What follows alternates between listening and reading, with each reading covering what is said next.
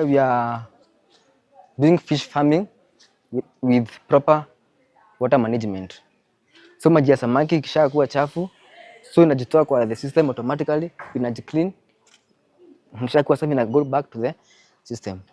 Then another thing for this system ni tunatumia green energy.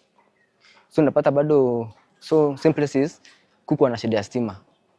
You know, introducing a new idea to some farmers can still be a bit challenging because most of them, they feel maybe tuntua kama, and comparing the, you know, the costs I have to encounter from here to selling the idea to the farmers and the cost of making the, you know, the whole thing. One of the problems is that the community lack that awareness of our project, so we are not able to reach them accordingly.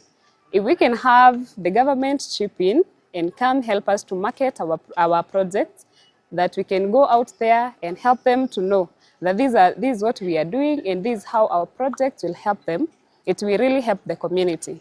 Serikali iko na idara ambazo zinasimamia mambo ya copyrights na pia kuregister innovations.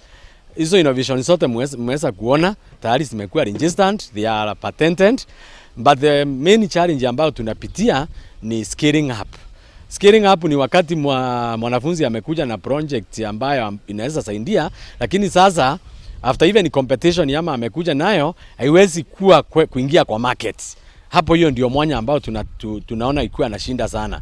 Lakini tungepata usaidizi wa kifedha na pia kimawazo in terms of training na capacity building. Huyu mwanafunzi ambaye ako na hiyo suluhisho, tunaweza kuwa na hiyo product ambayo inaweza saidia Wakenya na sio Wakenya pekee, hata nchi zingine.